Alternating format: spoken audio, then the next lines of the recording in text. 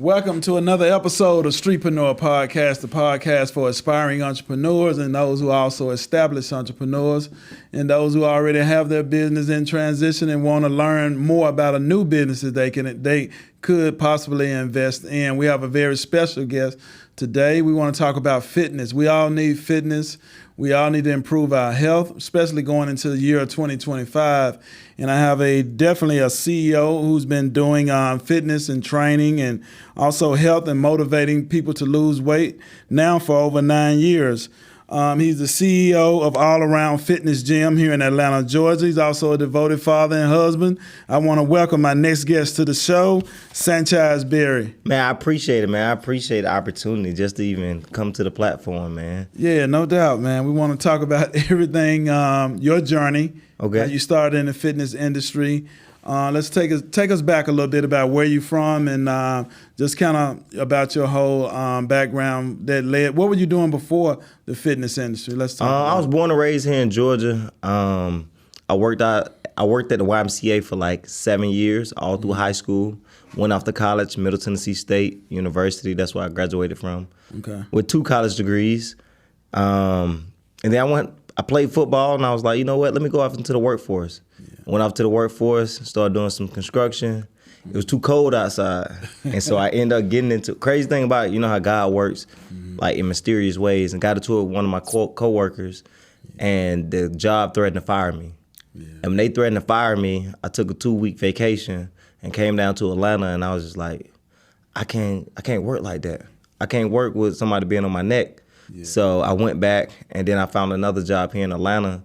And on my ride back to Atlanta, I was thinking in my head, I was like, I got to think about some kind of entrepreneurship journey. Because through school, I sold all the chips. I sold iPhones. I sold laptops. I was an entrepreneur already.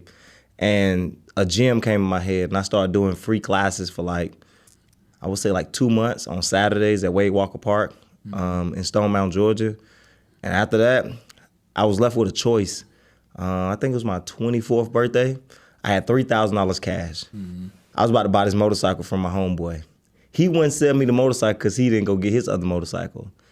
And it was just the right time, and I found a place, and I was like, you know what? Instead of me buying a motorcycle, I'm just open up me a gym. Went, used $2,800, put that down on the gym. It was easier getting a spot versus getting an apartment, because all they want to do is see my credit score. Okay. And got that, and it was off to the races, bro. Look back from that. I never looked back. Entrepreneurship it started off easy. My second year, though, I went homeless, and me and my brother, we stayed in the back of the gym. And that's where I learned all my lessons that I needed to learn. I had the opportunity to go back home and go with my family, but... You did. Mm-hmm. And how many people were you training at that time? Because I know you outdoor training. I'm sure you built up. You had at least, maybe 10, 15 people coming out to the classes? Or? Yeah. So at first it was nothing but my family. Okay. My mama, my auntie, my little cousins, they showing up late. I'm like, bro, I told y'all 11 o'clock. They showing up 11:45. I'm like, bro. Yeah, well, you know that's family, so. You already know. And I was like, when I get this gym, y'all can't be doing that, man, because I'm a real business. Mm-hmm. So when you got the gym, what year was that you first opened? I got the gym in 2015, October 2015 on Halloween. Okay. I got the keys to it. Okay. And your first set of clients were? My first set of clients, I started off training athletes. So I was working with a coworker. Shout out to my boy Jeremy. His son was in school at Archer High School, and they needed place to train. Yeah. And they had 10 boys. And I was like, if I charge each boy $125, that'll cover my rent. Right. And it was off to the races from there, but I've quickly figured out they seasonal. Yeah. I need something that's year round. Yeah. I need women. Women gonna spend money. Yeah. So that's my target market, man. I love my men, but we got ego problem. I do it by myself. I don't need nobody to be telling me what to do. Okay. Send your wife, I'll help her out. Yeah, just kind of take us through the steps. Okay, the gym is now officially open. Let's break down your marketing and advertising. How did you get women into the gym? So first, was that social media? How were you advertising the business? So before even social media, man, right before I quit my job February 2016. Mm-hmm. Right before I quit my job, if you know about Atlanta, you know about Memorial Drive. They got like the Liberty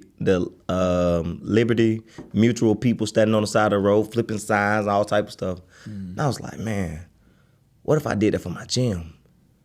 And when I quit on February 26th, the next day I was like, I'm going on the side of the road. I'm gonna put my sign behind me, and I'm gonna take my shirt off, and I'm gonna work out in front of my sign. And I did that for 3 years, 5 days a week, 2 hours a day. And that's how I started getting clients.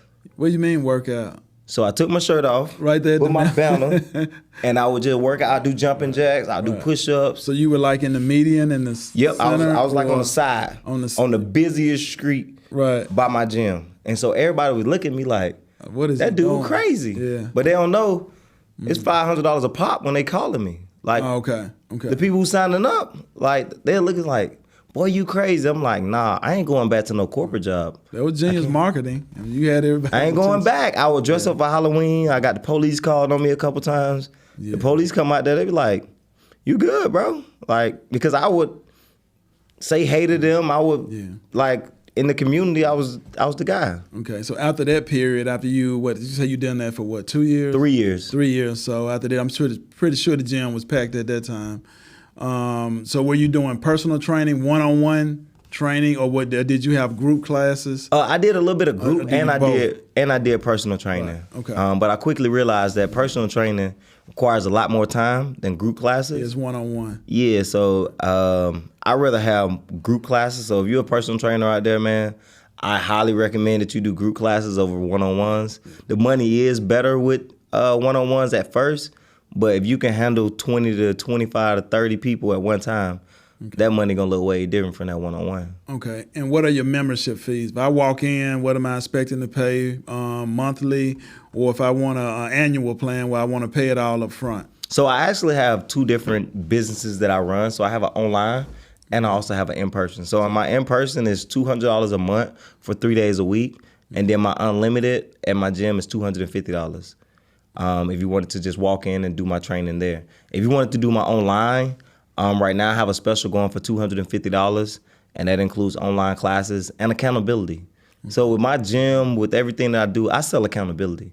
Because it's not the workouts, it's not the meal plan. You can get that online all day. It's the accountability. It's the attention that you're going to get when you become my member. Like, you need somebody to hit you up. If I don't see you in the gym for 2 days, yo, what's up? You must don't work out no more. Like, when I hit you with that, then you're like, okay, this dude really care versus just you sign up for Planet Fitness, you sign up for something cheap. Just a number. They ain't gonna call you unless that card don't go through. Yeah, that's true. That's true. That's true.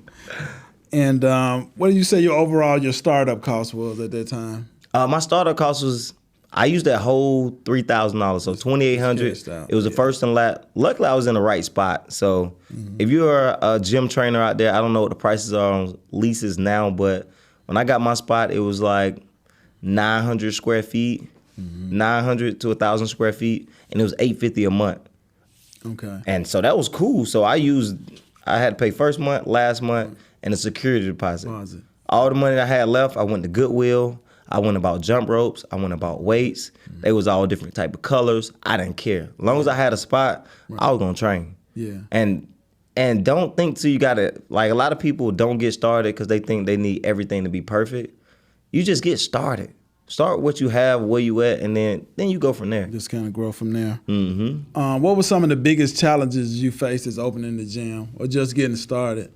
Money management, man. When you get money on the daily, it's a little bit different. You know, you just getting into business, you getting Cash Apps, you getting Apple Pays, you getting Zelles.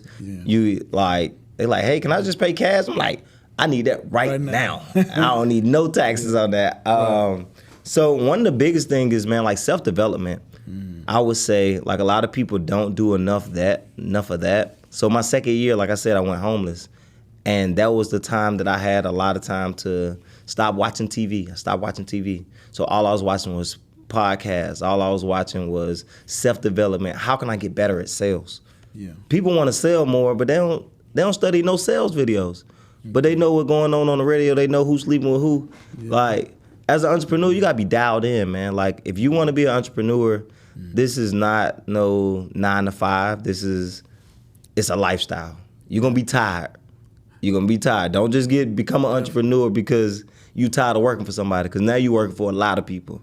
And them hours gonna be different What? than that. It ain't gonna be no more 9 to 5 hours. It's gonna be a whole bunch of those. Okay. And do you do trainers come to your gym to train their clients? Do you specialize in that? I tried that, but I hire my own trainers. Okay. Versus why did you do that versus not allowing outside trainers to come in? I know it can be a kind of a conflict. Yeah, it can be a conflict because some people don't charge what they're worth. So if I'm charging $250 for a client, somebody else charging $100, they're like, we in the same gym. Like, you know what I mean? It's two different trainers. Go with him. Yeah, like go with him. And it's just my reputation, man. Okay. Like if something pop off at my gym, they're not looking at the trainer, they're looking at the gym overall. Yeah. So this is how I feed my family. So I can't have nobody in there getting people hurt, sleeping. Yeah. Man, you got trainers that sleep with clients and stuff like that. Yeah, we're gonna. I don't play them games, man. So. Okay, you say I know you went back and you say you can, like I said, they can find a meal plan anywhere. Does the store sell supplement products, or do you sell supplements, or do you sell weight gainer products? Which do you have a line that you carry, or do you just buy them individually as far as supplements that you want your clients to take? Yep. So we sell Herbalife at my gym. I actually have a smoothie station. So after you finish your workout, I can make you up a smoothie. I can sell you some to go home and make also. But that's going to be very key to your success too. Like you getting your protein, make sure you eat. Because a lot of people don't eat. They just don't eat, and you're not going to build no muscle if you ain't eating. Yeah, the proper nutrition. And let me break this down. I see a lot of women getting BBLs. And you're a trainer, so I know you see this and hear this all the time. What is the difference between a BBL, you paying for it, first of all, and getting the results that you think you want, versus a woman that's in the gym building hers naturally? Just give me your opinion. Man, it's a total difference, man. I know you hear women discussing this all the time. Oh, I hear it all the time. I see it all the time. Right. And crazy thing about it is I have nothing against surgeries. If you got your surgery, that's cool. Right. Whatever.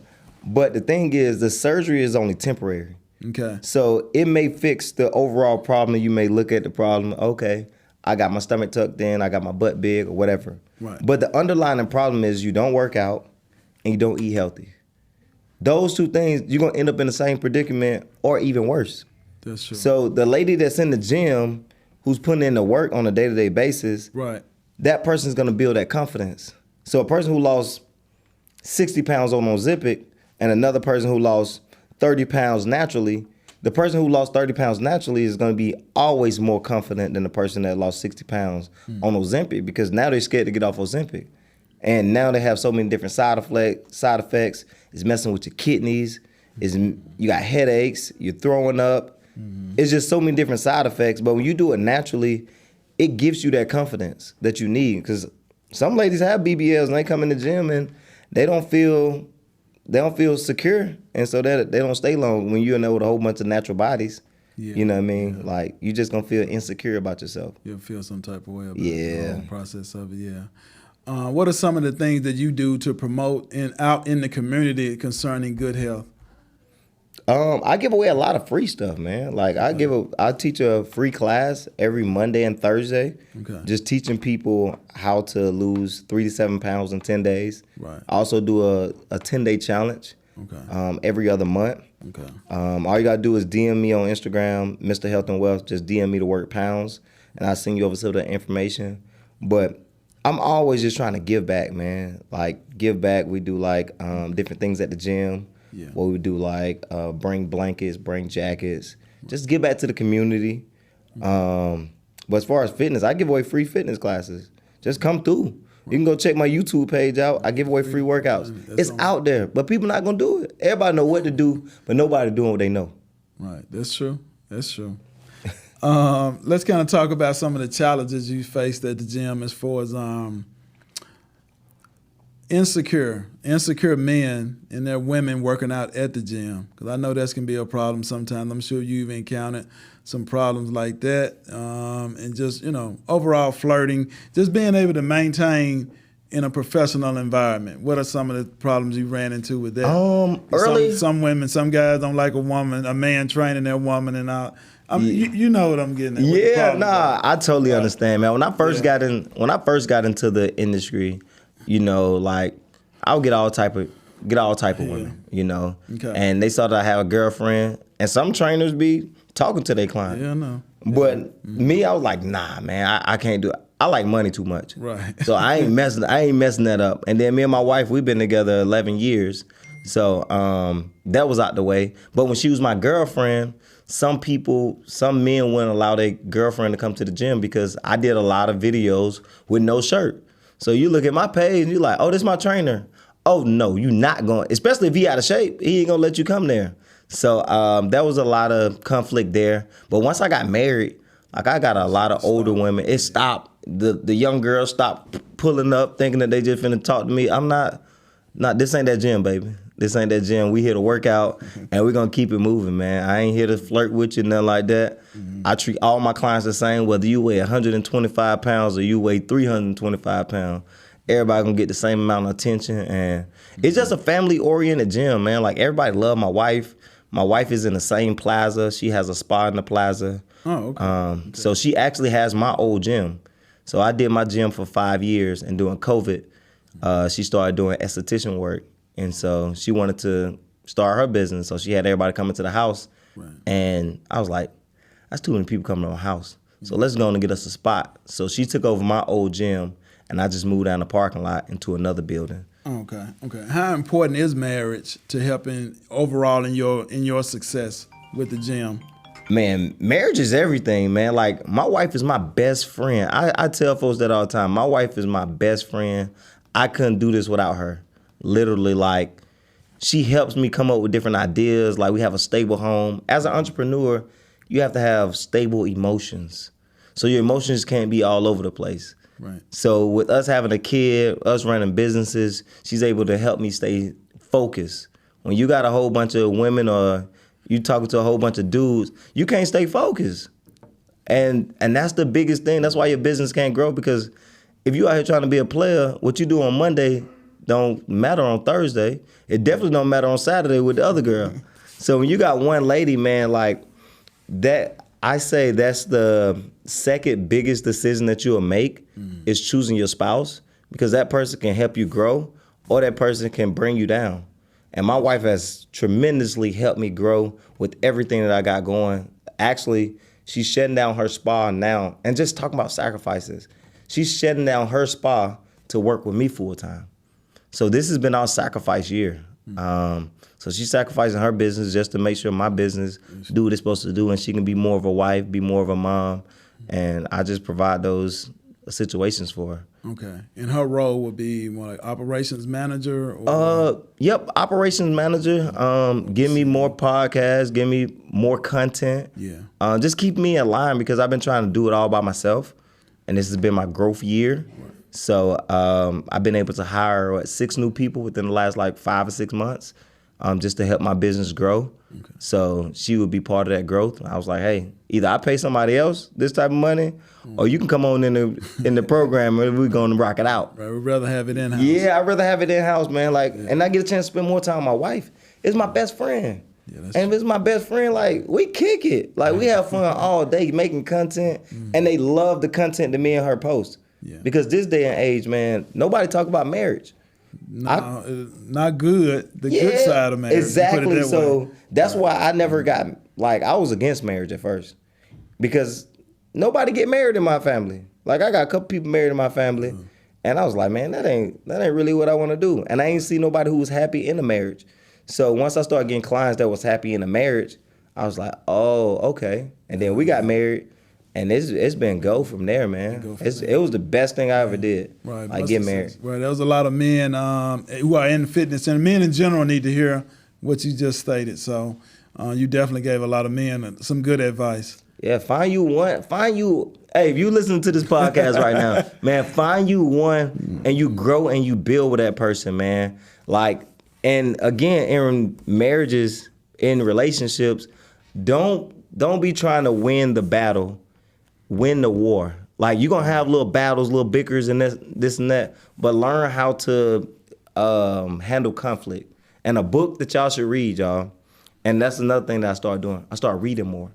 So a book that you should read is How to Win and Influence Friends by Dale Carnegie. Carnegie, yeah. Yep. That's it. And it's gonna open your mind up. Okay. Are there any other advice you would like to give anybody that's looking to open a gym? Just kind of give them the pros and cons a little bit before we tune out. I would say if you're looking to open up a gym, I would say don't do it.